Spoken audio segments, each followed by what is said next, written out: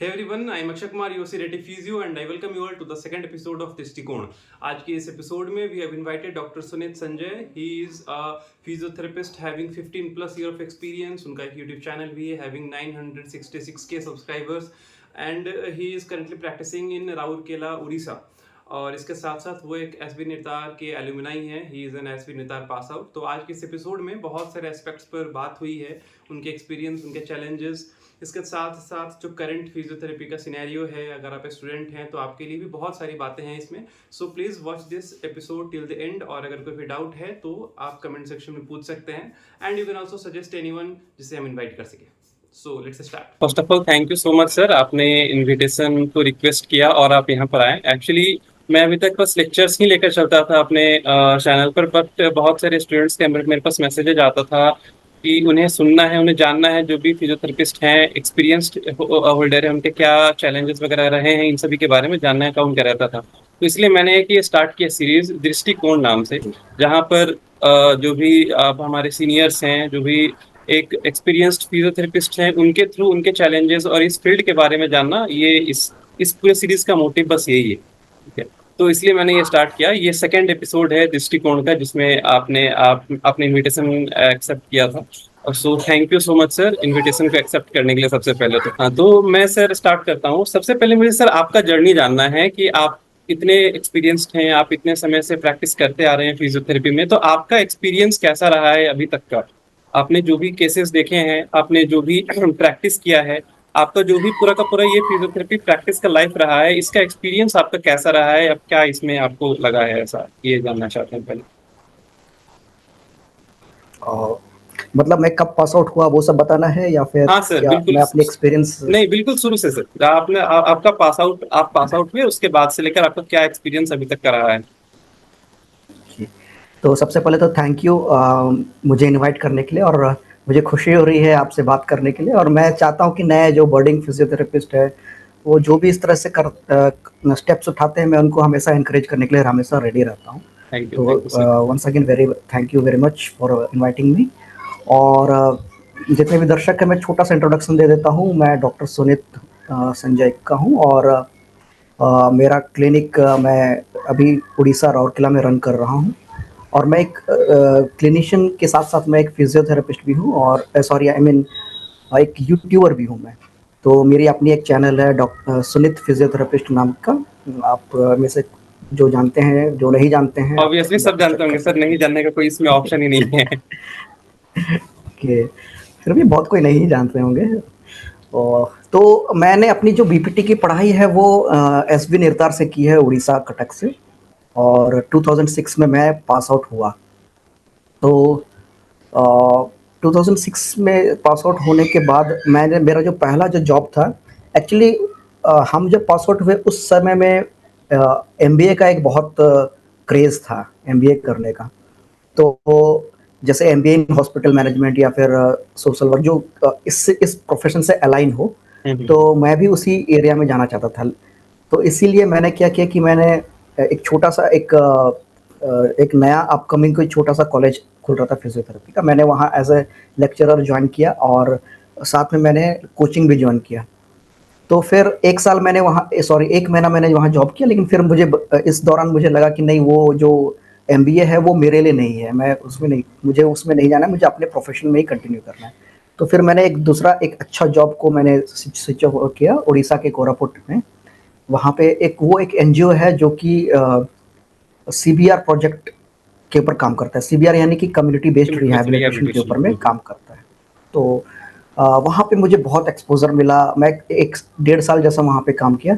बहुत बढ़िया एक्सपोजर मिला. उसमें होता ये है कि आपको जैसे मान लीजिए एक पटना एक बहुत बड़ा शहर है, तो उसके एक छोटा सा एक एरिया है, वहाँ आपको कवर करना है. आज वहाँ आप गए, आपके साथ एक वर्कर रहेगा, उस वर्कर के साथ आप 5 घर या 6-7 घर आपने कवर किया, और हर घर में एक डिसेबल्ड बच्चा रहेगा जिसे आप ट्रीटमेंट प्लान सब बताएंगे. इस तरह से हर दिन आप हो सकता है कि 2 दिन उस वर्कर के साथ, फिर तीसरा दिन किसी और वर्कर के साथ. इस तरह से आपको अलग अलग एरिया कवर करना है. जस्ट आपको एक है कि आपको अपने वर्कर को समझा के जाना है कि क्या करना है, क्या नहीं करना है. और नेक्स्ट विजिट, यानी कि हो सकता है नेक्स्ट विजिट आपका 1 महीने के बाद आए, तो 1 महीने में जाकर के आपको प्रोग्रेस क्या प्रोग्रेस हुआ है उसको आपको रिपोर्ट करना है, ये था। तो 1 साल मैंने वहाँ काम किया, 1 डेढ़ साल। तो वहाँ पे ठीक-ठाक था नौकरी, मेरी जॉब ठीक-ठाक थी, अच्छे पोज़ीशन पे था। लेकिन मेरा जो एम था अल्टीमेटली मुझे या फिर जॉब में जाना है या फिर अपना खुद का क्लिनिक खोलना है। तो मुझे लगा कि जॉब तो ख़ैर मैं यहाँ से बैठे-बैठे भी ट्राई कर सकता हूँ। लेकिन जो क्लिनिक के लिए जो एक्सपीरियंस चाहिए था वो मुझे वहाँ नहीं मिल रहा था, क्योंकि एक सीबीआर प्रोजेक्ट में आप क्लिनिक में आप क्लिनिकल एक्सपोज़र नहीं मिल रहा है। आई मीन जो क्लिनिक के अंदर में जो एक अपना एक चैलेंजेस आता है रन करने का, वो एक्सपोज़र नहीं मिल रहा है। वो चीज़ आपको एक अच्छे क्लिनिकल सेटअप में ही काम करने के लिए मिलेगा, या सीखने के लिए मिलेगा, या फिर आप अपने सीनियर के अंडर में किसी के अंडर में काम कर रहे हैं। और मेरे फैमिली बैकग्राउंड में ऐसा कोई मेडिकल प्रोफेशन में भी नहीं है कि जो मुझे गाइड करे। तो मैंने अपना एक निर्णय लिया कि मैं दिल्ली चल जाऊँगा। दिल्ली में मेरे एक सीनियर हैं, मैंने उनके यहाँ उनका स्पेशल स्कूल है, उनका जॉइन किया। वो फर्स्ट हाफ में स्पेशल स्कूल, सेकंड हाफ में उनका क्लिनिक है। बहुत अच्छा, उनका बहुत सक्सेसफुल ऑक्यूपेशनल थेरेपिस्ट है, और उनका फिजियोथेरेपी सेंटर भी है। उनको मैंने जॉइन किया वहाँ पे। तो 2 साल लगभग वहाँ पे मैंने दिल्ली में काम किया और बहुत कुछ सीखा मैं। बहुत ups and downs, I mean जो छोटे-छोटे जो चैलेंजेस होते हैं वो सब चीज़ मैंने सीखा। तो दिल्ली में काम करते हुए मैंने बहुत सारा चीज़ सीखा। पेशेंट को किस तरह से बात करना है, पेशेंट को किस तरह से ट्रीटमेंट करना है।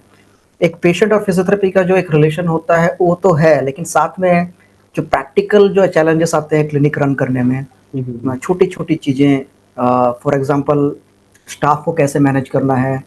अ, अगर मान लीजिए आपका कोई हेल्पिंग हैंड आपका नहीं आया और आप अकेले एक दिन आप क्लिनिक सँभाल रहे हो और आपका पेशेंट एक साथ आ गया, तो कैसे हैंडल करना है, वो सब जो छोटा-छोटा चीज़ चैलेंजेस है, वो सब चीज़ मैं सीखा। 2 साल वहाँ काम करने के बाद फिर मैं उड़ीसा आ गया, राउरकेला। मैं हूँ तो झारखंड से, लेकिन मेरी पढ़ाई वहाँ से हुई, तो मैं सोचा वहीं पे, तो उड़ीसा में मैंने अपना क्लिनिकल सेटअप किया। और क्लिनिक सेटअप करने के दौरान ही फिर मुझे लगा कि कुछ और आई मीन ऑनलाइन भी मुझे अपना एस्टेब्लिशमेंट करना है। तो फिर मुझे उस समय मैं यूट्यूब नया-नया स्टार्ट ही हो रहा था, आई मीन लोगों को पता चल रहा था, तो मैंने भी जॉइन किया और फिर इस तरह से। और अभी मैं एक मेरा खुद का क्लिनिक बहुत मतलब वेल एस्टेब्लिश्ड क्लिनिक है राउरकेला में, जिसमें एक स्पीच थेरेपिस्ट वाली मैडम भी आती हैं और एक फिजियोथेरेपिस्ट है, एक सपोर्ट स्टाफ है। ठीक-ठाक रन हो रहा है।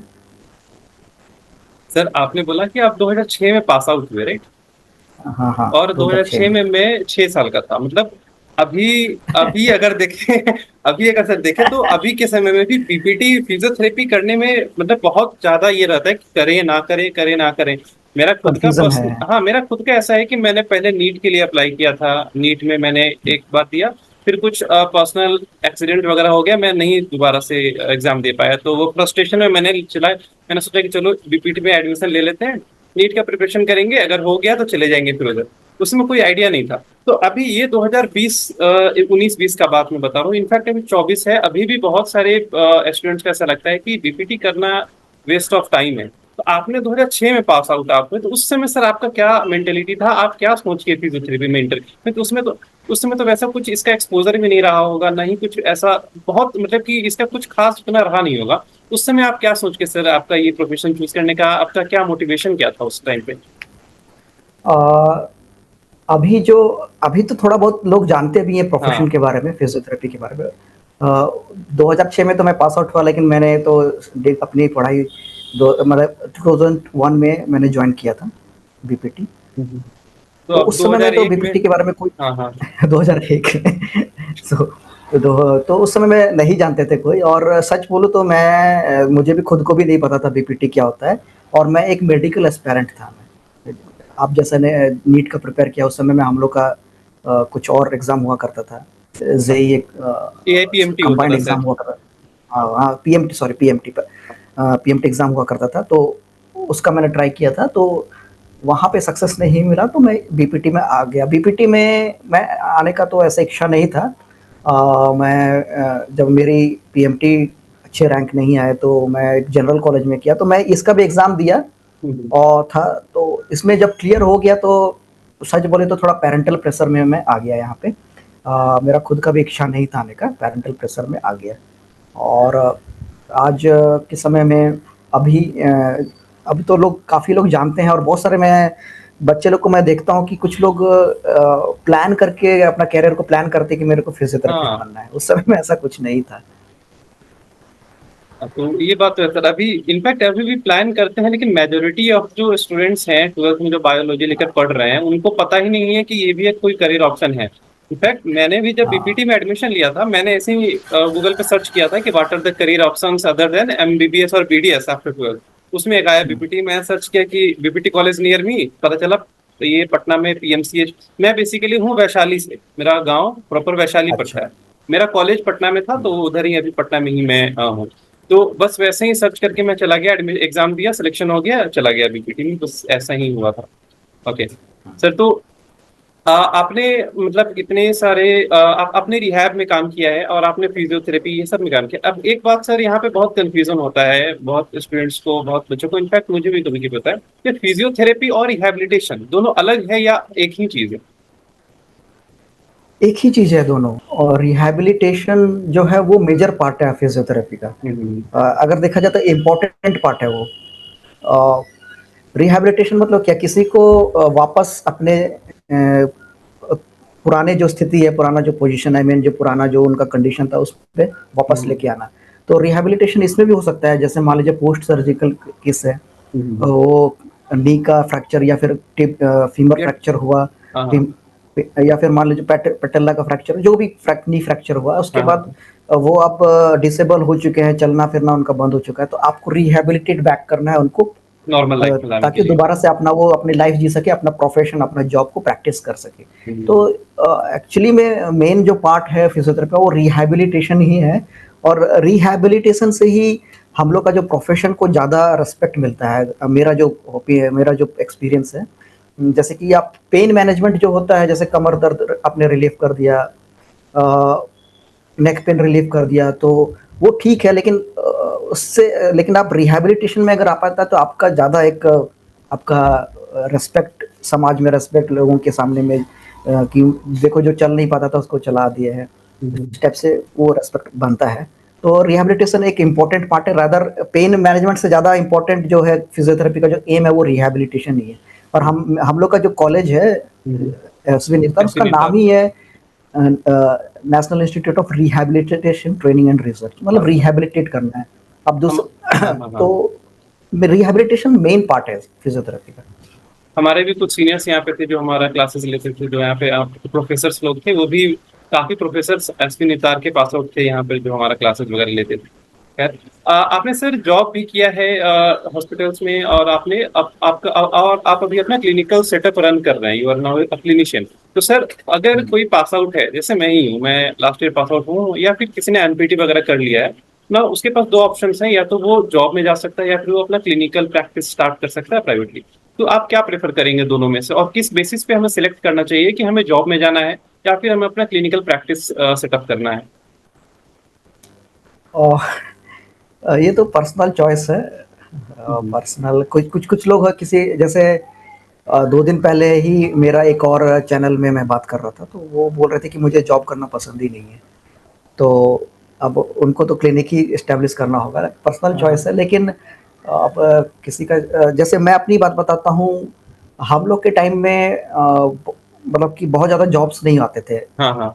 मतलब गवर्नमेंट जॉब्स की बहुत स्कैरसिटी थी हम लोग के टाइम में। तो हम लोग जब ग्रेजुएशन कर रहे थे तो उसी समय हम लोग दिमाग में बना लिए थे कि हमें क्लिनिक ही खोलना है। तो वो माइंडसेट्स लेकर के ही हम लोग चल रहे थे।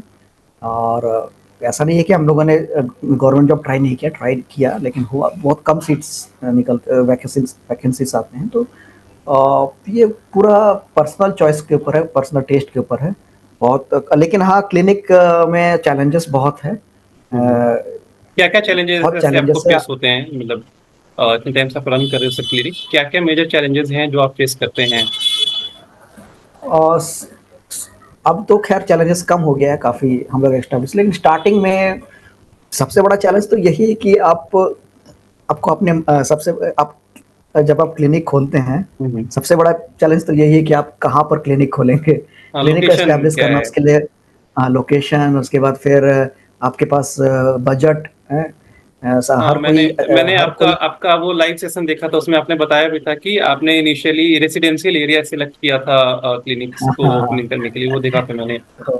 हाँ, ये सब चैलेंजेस है और ये सब चैलेंजेस फिर भी मैनेज हो जाता है। आप हम्म, कहीं ना कहीं आप खोज लोगे, लेकिन सबसे बड़ा चैलेंज आता है पेशेंट कैसे कहाँ आप से अपने आएगा? क्लिनिक में अट्रैक्ट करोगे। हाँ सबसे हाँ। बड़ा चैलेंज वहीं पे आता है, क्योंकि अब मैं देख रहा हूँ अब के समय में बहुत ज़्यादा कंपटीशन हो गया। हम लोग के टाइम में इतना कंपटीशन नहीं था, बहुत कंपटीशन हो गया है। आप मतलब कि छोटे से शहर में 50 ठो क्लिनिक आ गए हैं, तो अभी तो और ज़्यादा मुश्किल हो गया क्लिनिक को रन करना। आप किसी ऑर्थोपेडिक सर्जन के पास अप्रोच करते हैं तो उनके पास ऑलरेडी, अब मैं हाँ, तो ये भी देख रहा हूँ कि अब ऑर्थोपेडिक सर्जन क्या कर रहे हैं, अपने ही एरिया में एक, अपने ही कंपाउंड में एक फिजियोथेरेपी सेंटर खोल रहे हैं, किसी को हायर कर दे रहे हैं। तो रेफरल भी अब वो खत्म होते जा रहा है। तो चैलेंजेस तो है, और आज के डेट में और ज़्यादा चैलेंज है। जितना ज़्यादा अवेयरनेस आ रहा है उस हम्म। उतना ज़्यादा चैलेंजेस भी आ रहा है। अभी ये तो चीज़ मुझे महसूस हो रहा है। अभी तो यहाँ पर पटना में मैंने देखा है बहुत सारे पेशेंट्स ऐसे हैं जो डायरेक्टली कंसल्टेशन के लिए आते हैं फिजियोथेरेपिस्ट के पास, ऑर्थोपेडिक केसेस वगैरह के हम्म। लिए, लोअर बैक पेन वगैरह हो गया, नी पेन है, इन सब के लिए डायरेक्टली कंसल्टेशन के लिए आते हैं, कोई रेफरल बेसिस पे ना होकर के डायरेक्टली वो आते हैं। ठीक है सर। तो एक और बात सर, आपने अभी ऑर्थोपेडिशियन से रिलेशन जो बताया वो फिजियोथेरेपी और ऑर्थोपेडिशियन का, बहुत बार ऐसा देखने को मिलता है सर कि ऑर्थोपेडिशियन जो है वो अपने मेडिसिन के साथ साथ कुछ एक्सरसाइज प्रोग्राम्स भी प्रेस्क्राइब कर देते हैं, कुछ मशीन्स भी प्रेस्क्राइब कर देते हैं और बोलते हैं कि इन्हें कंटिन्यू करना है। रादर देन हम अगर एज ए फिजियोथेरेपिस्ट हैं तो पहले पेशेंट को असेस करेंगे, देन उसके according we will go for the treatment plan. But ऐसा बहुत बार होता है कि ऑर्थोपेडिशियन के ही या फिर किसी भी फिजिशियन डॉक्टर्स के प्रिस्क्रिप्शन पे एक्सरसाइजेस वगैरह लिखे रहते हैं कि यही करना है। तो ये सर कहाँ तक सही आपको लगता है या गलत लगता है? इसके बारे में आपका क्या पॉइंट ऑफ व्यू है? और ये तो गलत है, लेकिन इसके लिए हम लोग कुछ कर भी नहीं सकते हैं। अब कैसे किसी को जाके बोलोगे, हम लोग, बड़ा मुश्किल है, ये चैलेंजिंग है किसी किसी को बोलना इस तरह से। और गलत तो है, लोग को नहीं करना चाहिए इस तरह से। लेकिन आप यहाँ पे आपको ऑर्थोपेडिक सर्जन से रिलेशन भी खराब नहीं करना है, क्योंकि मैं प्रैक्टिकल बात बता रहा हूँ। हाँ हाँ हाँ सर। अगर मैं मोरल वैल्यू पे चला जाऊँ, नहीं आपको जा करके लड़ना चाहिए, वो मतलब वो नहीं नहीं, समझ रहे हैं ना प्रैक्टिकलिटी मेरा पे बात? लाइफ ज्यादा बेटर चलता है, इसलिए हाँ, प्रैक्टिकली बताइए सर, प्रैक्टिकल। प्रैक्टिकल लाइफ क्या है? हाँ, तो मैं ज़्यादा मोरल साइंस टीचर नहीं बनूँगा, मैं हाँ। प्रैक्टिकल बात बोलता हूँ।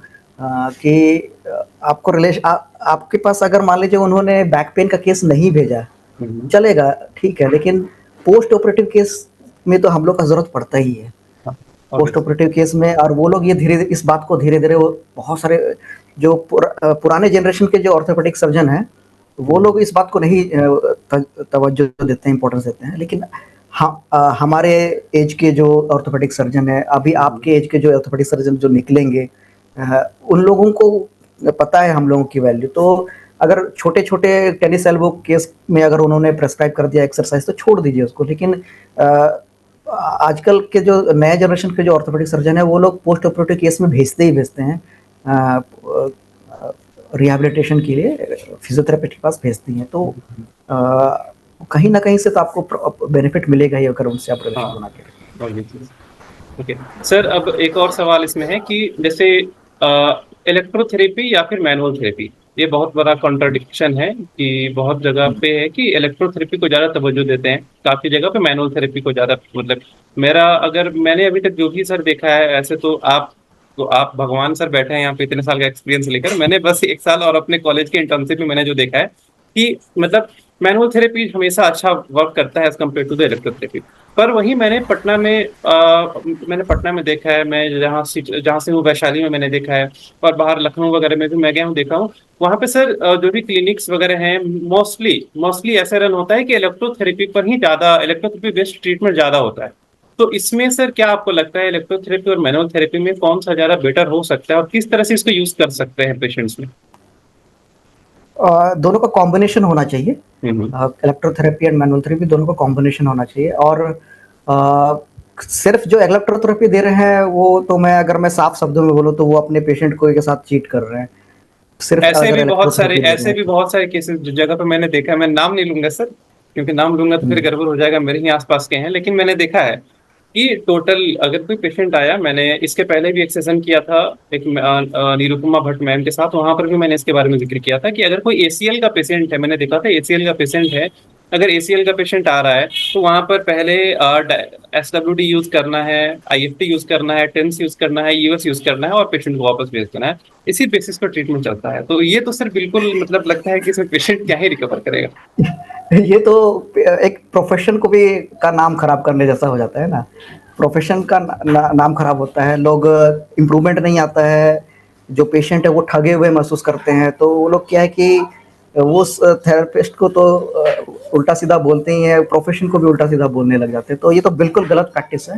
हाँ, फॉर्चुनेटली हम लोग जो उड़ीसा जितने भी मैक्सिमम जो प्रैक्टिस जो करते हैं वो लोग सब हम लोग मतलब मैनुअल एंड इलेक्ट्रोथेरेपी को कंबाइन करके चलते हैं। कंबाइन, हाँ कंबाइन कंबाइन कर मतलब हाँ हाँ हाँ हम्म, हाँ सर बोलिए। हाँ तो मैं बोल रहा हूँ कि जैसे फॉर एग्जांपल फ्रोजन शोल्डर, आप फ्रोजन शोल्डर में केवल आईएफटी और अल्ट्रासाउंड देकर के आप कहाँ तक रिकवर कर पाओगे? नहीं। उसके लिए तो आपको शोल्डर का मोबिलाइजेशन करना है, हम्म। रेंज ऑफ मोशन एक्सरसाइजेस कराना है। ये सब एक्सरसाइजेस कराने के बाद जो उस एक्सरसाइज की वजह से जो पेन आता है उसको रिलीफ करने के लिए आप हॉट पैक या कोल्ड या फिर अब जैसा कोई लोग आइस पैक देते हैं, कोई हॉट पैक देते हैं। मैं देखा हूँ इधर वे इम्प्रूवमेंट हो ही जाता है।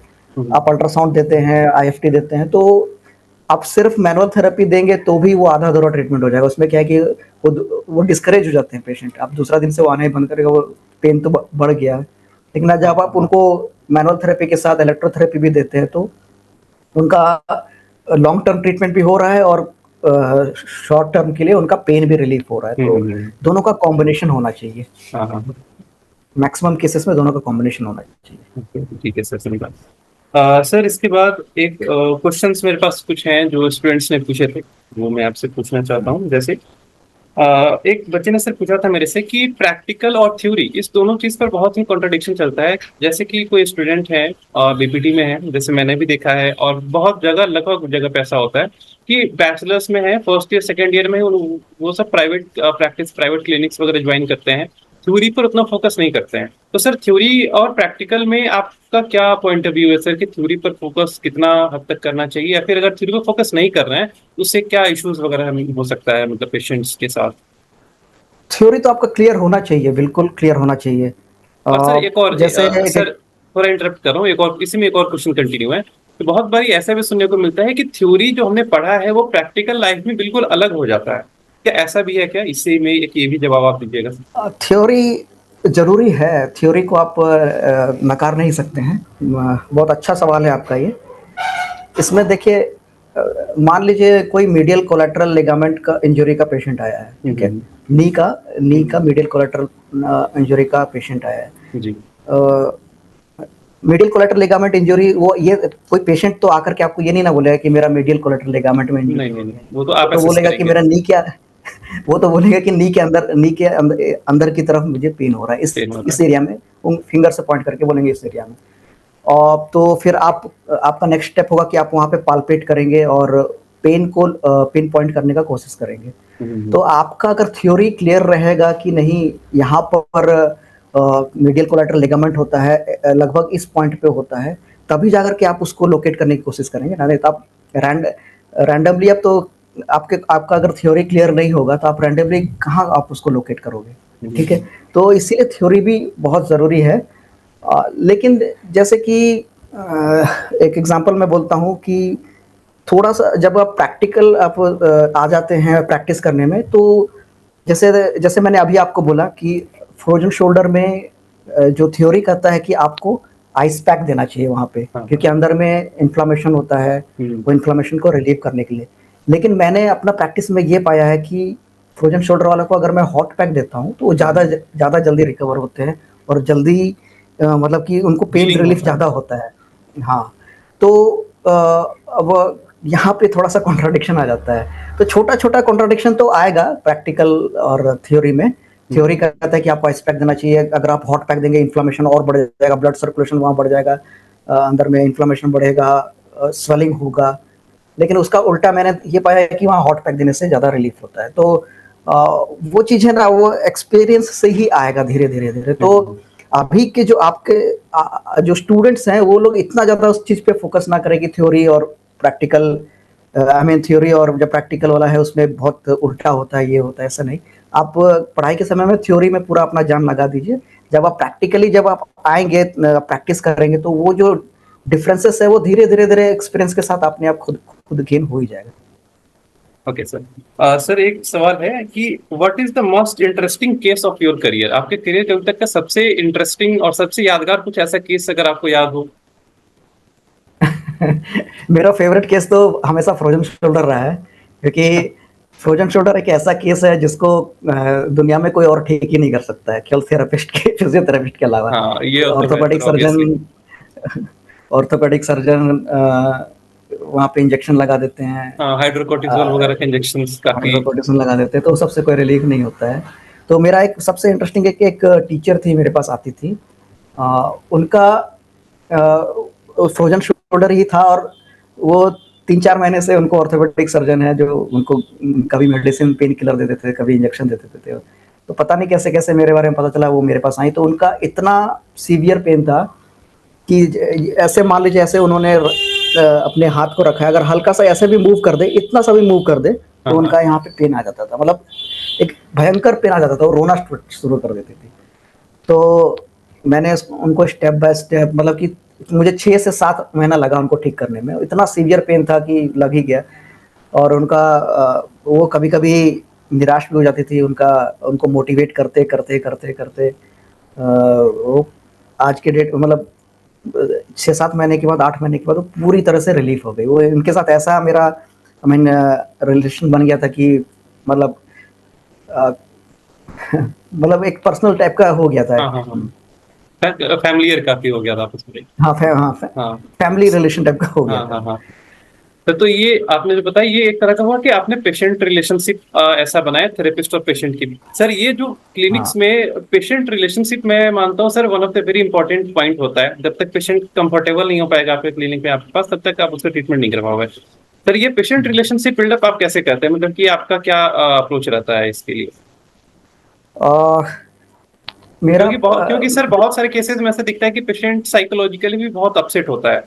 बहुत सारे कंडीशंस में, जैसे आपने बताया था फ्रोजन शोल्डर, अगर बहुत ज्यादा रिस्ट्रिक्टेड है, जैसे आपने जो केस बताया उस केस में अगर कोई वर्किंग वुमेन है, कोई वर्किंग आदमी है या फिर नहीं भी है, तो एक एक रेस्टिंग स्टेज भी शोल्डर को नहीं मिल पाता है, कंटिन्यूअस पेन रहता है, तो उसमें साइकोलॉजिकल अपसेट भी बहुत दिखता है। तो उस कंडीशन में सर कैसे आप पेशेंट रिलेशनशिप बिल्ड करते हो अपने साथ में? पेशेंट रिलेशनशिप बिल्ड करने के लिए मेरा जो अप्रोच है, हम्म, मैं बहुत धीरे-धीरे पहला दिन ही मैं पेशेंट के साथ नहीं खुलता हूँ। उसका प्रोफेशनल रीज़न भी है, हम्म, क्योंकि अभी भी जो फिजियोथेरेपी प्रोफेशन को है ना, जैसे कोई अगर आपके पास डायरेक्टली कोई पेशेंट आता है तो वो आपको काफ़ी रिस्पेक्ट देगा, लेकिन कोई किसी ने डॉक्टर ने आपके पास रेफ़र किया है, हम्म, किसी के थ्रू आ रहे हैं, तो वो समझिए जैसे मान लीजिए आपको किसी डॉक्टर ने एक्स-रे वाले के पास भेज दिया, तो एक्स-रे वाले के पास जाकर के किस तरह से बात करोगे? थोड़ा-सा समझ रहे हो ना मेरा बात हाँ, को? हाँ, हाँ, हाँ सर। तो वही वाला सिचुएशन आ जाता है। तो मैं अपना एक्सपीरियंस बता रहा हूँ कि हाँ, हाँ, जो हाँ। किसी के थ्रू आते हैं वो लोग उतना ज़्यादा रिस्पेक्ट उनके दिमाग में नहीं रहता है। वो उन रिस्पेक्ट उनके लिए रहता है जो जो भेजा है, जिन्होंने भेजा है। जिन्होंने तो भेजा आपके पास। हाँ, तो मैं देखता हूँ कि वो पेशेंट कहाँ से आया है। अगर वो मेरा ही पेशेंट है तो मैं पहला दिन ही उनको थोड़ा-सा कम्फर्ट करता हूँ, और असेसमेंट के दौरान उनका जो हिस्ट्री टेकिंग के दौरान मैं रिलेशन रेपो बिल्ड करने की कोशिश करता हूँ। फिर धीरे-धीरे उनको ट्रीटमेंट के समय में फिर मैं धीरे-धीरे खुलना स्टार्ट करता हूँ, और समझिए 1-2 दिन में मैं खुल ही जाता हूँ। लेकिन जो उस किसी के थ्रू आते हैं, मैं पहला 1-2 दिन शायद मैं बस उनको स्टडी करता हूँ कि उतना जल्दी मैं आई मीन उतना जल्दी मैं रैपो बिल्ड नहीं करता हूँ। बस मैं एक प्रोफ़ेशनल की तरह जितना चाहिए उतना ही बात करता हूँ। हम्म, जितना सवाल मैं पूछूँ उतना ही उसका जवाब देता हूँ। वो जितना मेरे से सवाल करते हैं उतना ही जवाब देता हूँ।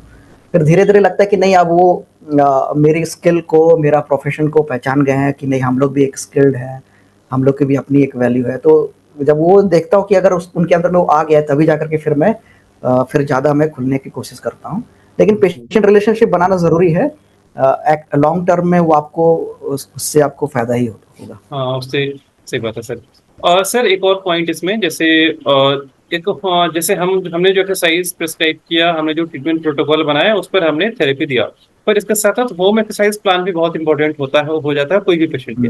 तो सर होम एक्सरसाइज प्लान जो बनता है वो किस बेसिस पर हम बना सकते हैं? लाइक अगर फ्रोजन शोल्डर का ही एक एग्जांपल ले लेते हैं कि फ्रोजन शोल्डर का कोई हमारे पास केस है, रेंज ऑफ मोशन बिल्कुल बहुत कम है, बहुत सीवियर पेन है, उस कंडीशन में हम कैसे ये डिजाइन करेंगे कि उसको होम एक्सरसाइज प्लान में क्या क्या दे सकते हैं?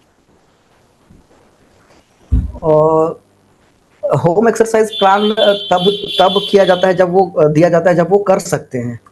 जब वो करने का स्थिति में ही नहीं है तो आप उनको होम एक्सरसाइज प्रोग्राम दीजिए ही मत। जैसा अभी आपने बोला कि कोई फ्रोजन शोल्डर केस है जो बिल्कुल भी नहीं हिल पा रहा है, तो आप उनको समझाने की कोशिश करिए कि आपका पेन कम होने दीजिए। आप 4-5 सेशन लीजिए, पेन जब थोड़ा सा कम हो जाएगा, थोड़ा बहुत मूवमेंट आएगा, उसके बाद फिर मैं आपको होम एक्सरसाइज प्रोग्राम दूंगा। तो मेरे हिसाब से यही अप्रोच होना चाहिए कि जब तक वो करने के काबिल ना हो तब तक आप उनको होम एक्सरसाइज प्रोग्राम नहीं देना चाहिए। सर फ्रोजन शोल्डर पे ही एक स्टूडेंट ने एक सवाल भी पूछा है कि sir I have a patient of frozen shoulder, his age is around 32 years old, he is male and he is a kabaddi player. He has a past history of mid humerus fracture and he has frozen shoulder. His range of motion in flexion is 10 degrees. How can I recover it and how much time can we take to recover? Young patient है तो recover जल्दी हो जाएगा। और 10 degree तक flexion है बोल रहे हैं, नहीं? हाँ, 10 डिग्री फ्लेक्शन है, वो कबड्डी प्लेयर रह चुका है और मिड ह्यूमरस फ्रैक्चर रहा है उसके हिस्ट्री में। ये 3 चीज उन्होंने बताया है। तो उनका मेन क्वेश्चन है कितना टाइम लगेगा, नहीं? हाँ, उनका मेन क्वेश्चन है कि कब तक, कितने टाइम में मैं रिकवर कर सकता हूँ। मुझे लग रहा है कि 1.5 से 2 महीना तो लग जाएगा, जैसा स्टीफनेस उन्होंने बताया है। मैनुअल पे ज़्यादा फोकस करें, मैनुअली ज़्यादा फोकस करें, 1.5 से 2 महीना में ठीक हो जाएगा। और सर एक और बात, जैसे मैंने अपने जो सीनियर्स हैं उनसे बात किया हुआ है, मेरे कॉलेजेस में जो हमारा क्लासेस वगैरह लेते थे, बहुत एक्सपीरियंस्ड हैं, आप भी इतने एक्सपीरियंस, उनसे भी जब बातचीत होता था सर, तो उनके अकॉर्डिंग उनसे सुनने को मिलता था कि जो चीज़ उन्होंने पढ़ा था, जो सिलेबस उस टाइम पे था, वही सिलेबस कंटिन्यू चल रहा है, कुछ अपडेट नहीं होता है उसमें। तो आपका क्या सर इस पे पॉइंट ऑफ व्यू कि जो भी न्यू, जैसे अभी फिजियोथेरेपी इतना ज़्यादा बूम करने वाला एक प्रोफेशन है, इसमें डेली न्यू रिसर्च आर्टिकल्स वगैरह आते रहते हैं, तो आपको क्या लगता है कि सिलेबस को अपडेट करना चाहिए? क्योंकि काफी लंबे समय से एक ही चीज चलता आ रहा है, जैसा कि मैंने सुना है, आई एम नॉट श्योर, मैंने पहले के सिलेबस देखे नहीं है, मैंने अपने सीनियर से पूछा है, आप यहाँ पर हो, आप बता सकते हो सर कि क्या वेरिएशंस वगैरह हैं कुछ? अगर नहीं है तो क्या करना चाहिए इसमें? पता नहीं, अभी मैं तो एकेडमिक्स में हूँ नहीं, अभी का सिलेबस मैंने नहीं चेकआउट किया है, लेकिन अपडेट तो होना चाहिए। अपडेट होना चाहिए। जैसे न्यूरोलॉजिकल कंडीशंस, पैराप्लेजिया, क्वाड्रिप्लेजिया, इन सब के लिए नया नया टेक्निक्स आते रहते हैं, नया नया रिसर्च होता है, कुछ नए, तो वो सब चीज़ को सिलेबस में ऐड करना चाहिए, डेफिनेटली ऐड करना चाहिए। और कुछ नए मॉडलिटीज़ अगर आते हैं, डेवलप होता है, तो वो सब चीज़ को ऐड करना चाहिए। तो ऐड तो होना चाहिए, तभी तो जाकर के हम कुछ और डेवलप अच्छा करेंगे ना, एडवांसमेंट्स तो आ पाएगा। और सर एक और पॉइंट इसमें ये, जैसे सिलेबसेस में हमारे एक स्कूल ऑफ मैनुअल थेरेपी है, वो मुलिगन हो, मैकेंजी हो, सीरीएक्स हो, जो भी है, कार्टिन बोर्न हो, ये सब है, या फिर हमारे पास एनडीटी, बोबात, वोजटा, रूट्स अप्रोच, ये सब कुछ है, सिलेबस में ऑलरेडी है ये चीज, कॉलेजेस में पढ़ाना चाहिए, इन सब टॉपिक्स पर होता है डिस्कशन। पर इसके अलावा वर्कशॉप्स भी इन सभी चीज के ऑर्गेनाइज होते हैं, एक बहुत बड़ा मार्केट, मैं बिजनेस कह सकता हूँ कि एक बहुत बड़ा बिजनेस है वर्कशॉप्स का, जो सही बात है। लेकिन सर क्या मतलब अगर सिलेबसेस में ये सब कुछ हम पढ़ रहे हैं, मूलिगन पढ़ रहे हैं, मेटेन पढ़ रहे हैं, वापस से 1 या 2 दिन का वर्कशॉप करके क्या इसमें मास्टर्स हासिल किया जा सकता है? मतलब 1 दिन का मूलिगन करने के बाद में क्या पेशेंट को रिकवर कर सकता हूँ मूलिगन से, या फिर कोई भी ऐसा वर्कशॉप है मैनुअल थेरेपी का? मैंने एक वर्कशॉप अटेंड किया था, वो था पीएनएफ के ऊपर में। तो मुझे महसूस हुआ कि मैंने अपना समय और पैसा बर्बाद किया है। तो अगर आपने पढ़ाई किया है, कॉलेज में प्रैक्टिस किया है, तो मुझे नहीं लगता कि वर्कशॉप से कुछ एक्स्ट्रा आपको मिलता है। कुछ भी एक्स्ट्रा नहीं मिलता है, उसी को लोग थोड़ा सा नमक मिर्ची मसाला डाल के आपके सामने प्रेजेंट कर देते हैं, और वो एक बहुत बड़ा मार्केट है जो है। और मुझे तो ऐसा महसूस होता है कि क्या बोलते हैं, जैसे आप जितना प्रोफेशन से प्रैक्टिस करके नहीं कमा पा रहे हैं, जितना कमा पाते वो लोग उनको सिखा करके ज्यादा पैसा कमा रहे हैं। जैसे एक फोटोग्राफर जितना पैसा नहीं कमा सकता है, तो एक कैमरा मैन्युफैक्चरर ज़्यादा पैसा कमा रहा है। तो सही बात। वो एक बड़ा मार्केट है, उसको वो लोग उसी तरह से लेते हैं। और सर बहुत लोग स्टूडेंट्स का भी, हाँ स्टूडेंट्स का भी मेंटेलिटी ऐसा रहता है, मैंने भी देखा है। मेरे जूनियर्स जो अभी कॉलेज में हैं या फिर मेरे बैचमेट्स, मेरे जो भी फ्रेंड्स सर्कल में है, मेजोरिटी सर टारगेट यही रहता है कि सर्टिफिकेट्स मिलेगा, सर्टिफिकेट्स लेना है। तो सर रेज्यूमे में ये वर्कशॉप का सर्टिफिकेट क्या मैटर करता है? मुझे नहीं लगता कोई मैटर करता है, आपके कोई पास अगर कोई मायने आपके नहीं रखता आपके है। पास अगर कोई आता है, कोई स्टूडेंट रिज्यूमे लेकर, उसमें 5 ऐसा वर्कशॉप्स का लिस्ट लगा रखा है कि सर्टिफिकेट इतने इतने हैं, आप सर उस पर तवज्जो देंगे? क्या आपका रहेगा उस बिल्कुल नहीं। कोई कोई मायने नहीं रखता है, रादर एक्सपीरियंस ज़्यादा मायने रखता है। उन्होंने बीपीटी कब किया, कितना साल, उन्होंने क्या काम किया, वो ज़्यादा मायने रखता है। एक्सपीरियंस ज़्यादा मायने रखता है, वो सर्टिफिकेट बिल्कुल कोई कोई मतलब नहीं है उसका। और अगर आप सर्टिफिकेट ही जमा करने के लिए अगर आप कर रहे हैं, तो फिर उसका कोई मतलब नहीं है। अगर आप कुछ सीखने के लिए कर रहे हैं, बहुत होता है ना, बहुत सारे कॉलेजेस में टीचर्स अच्छे नहीं रहते हैं, प्रोफेसर्स अच्छे नहीं रहते हैं, उनको सीखने का मौका ही ना मिला हो। तो अगर वैसे लोग अटेंड कर रहे हैं तो फिर चलेगा, लेकिन आपके कॉलेज में अगर पढ़ाया जा चुका है, आप जानते हो, तो उस वहाँ जाकर के आपको कोई एक्स्ट्रा वैल्यू नहीं मिलता है। और सर पूरा का पूरा बुक्स वगैरह है, अगर आप चाहो तो बुक्स में देख सकते हो, मतलब हाँ, सोर्सेज का बुक्स है, कमी नहीं आजकल है। तो नेट है। हाँ, अब आपके समय में सर उसमें बहुत ऐसा स्ट्रगल रहता होगा, लेकिन अभी तो सब कुछ इजीली सब कुछ एक्सेसिबल है। अवेलेबल है। उसके बाद सवाल एक अगला ये आया है मेरे पास कि व्हाट इज, हाँ बीपीटी के बाद मास्टर्स और फेलोशिप्स दो ऑप्शन रहते हैं, तो क्या अप्रोच करना चाहिए? मास्टर्स करना चाहिए, एमपीटी करना चाहिए, या फिर फेलोशिप प्रोग्राम्स वगैरह में जाना चाहिए? और मेरे ख्याल से एमपीटी करना चाहिए। एमपीटी बहुत सारा पर्पस आपका सर्व कर देता है। Sir basic empty, fellowship masters और फेलोशिप्स में डिफरेंस क्या है पहले सर, ये आप अगर बता सकते हो तो बता दीजिए, क्योंकि बहुत कंफ्यूजन रहता है इन दोनों टर्म्स में। फेलोशिप बहुत ज़्यादा डिटेल में तो मैं भी नहीं बता पाऊंगा, हम्म। लेकिन फेलोशिप जो होता है वो रिसर्च की तरफ चला जाता है, वो अच्छा। रिसर्च बेस्ड रहता है। हम्म। और बहुत ज़्यादा चीज़ नहीं बता पाऊंगा, टू बी वेरी फ्रैंक। लेकिन एमपीटी तो लोग जानते ही हैं। हाँ हाँ। लेकिन मैं तो यही बोलूँगा कि एमपीटी आपका बहुत सारा पर्पस सर्व कर देता है। बहुत सारे कैंडिडेट जो है, जो गवर्नमेंट जॉब को टारगेट करते हैं, तो गवर्नमेंट जॉब में अगर आपके पास एमपीटी की डिग्री रहती है, तो आप दूसरे स्टूडेंट्स से आप अपने आप को आउटस्टैंड कर सकते हैं। फेलोशिप अगर आपके पास रहता है, तो वो क्वालिफिकेशन में काउंट नहीं किया जाता है। अच्छा। गवर्नमेंट जॉब का जो क्वालिफिकेशन है, हम्म। उसमें काउंट नहीं किया जाता है। तो अगर आप एक कैंडिडेट है जो एमपीटी होल्डर है और एक फेलोशिप होल्डर है, तो एमपीटी होल्डर को ही ज़्यादा वैल्यू मिलेगा, वहाँ पे ज़्यादा प्रेफरेंस मिलेगा उस जॉब, उस पोस्ट, पर्टिकुलर पोस्ट के लिए। हम्म। और मान लीजिए आप अपनी क्लिनिक खोले हैं, तो अगर आप एमपीटी डिग्री होल्डर हैं, तो फिर आपका जो है, आपका जो ज़्यादा है, आप अपने आप को कॉन्फिडेंटली प्रेजेंट कर सकते हैं अपने पेशेंट के सामने में। फेलोशिप हो गया, वो आप एकेडमिक्स में, रिसर्च एरिया में अगर आप जाना चाहते हैं, तो हम्म। ज़्यादा वो सूट करेगा फेलोशिप। इससे ज़्यादा तो मैं कमेंट नहीं कर पाऊंगा फेलोशिप के बारे में। Okay sir. मैं क्लियर नहीं हूँ, तो मेरे वर्ड्स को आप हाँ उसको हाँ पूरा लेकर के ना चले। हाँ हाँ हाँ सर अब एक और बात इसमें कि जैसा बीपीटी या एनपीटी मास्टर्स कुछ भी अपना फिजियोथेरेपी का जो भी एकेडमिक्स है वो कंप्लीट करने के बाद now a person goes into practice. तो प्रैक्टिस इंडिया और अब्रोड दो ऑप्शन, तो कौन सा ऑप्शन ज्यादा बेटर हो सकता है आपके अकॉर्डिंग? ऑब्वियसली अब्रॉड में ज़्यादा अपॉर्चुनिटी है। अब्रॉड में ज़्यादा पैसे हैं। सर और पैसे हैं तो खर्च भी उतने ही है उधर, दिक्कत ये भी है। वो तो है।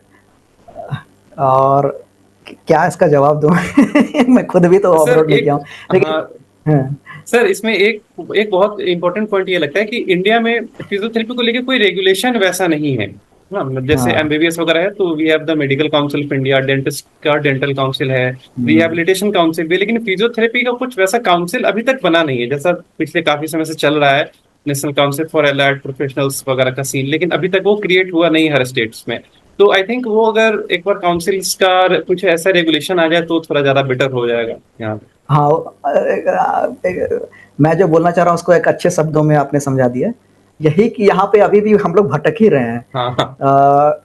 मतलब कि फिजियोथेरेपी को कहीं कहीं पे, मान लीजिए कोई पीएसयू है, पीएसयू का खुद का, पीएसयू मतलब पब्लिक सेक्टर यूनिट, हाँ, उसका खुद का एक हॉस्पिटल है। तो मैंने ये पाया, बहुत डिस्पैरिटी पाया है मैंने पोस्ट में। कोई कोई पीएसयू में उनको बैचलर्स लेवल पे उनको अपॉइंटमेंट किया, हम लोग को फिजियोथेरेपिस्ट का अपॉइंट किया जाता है।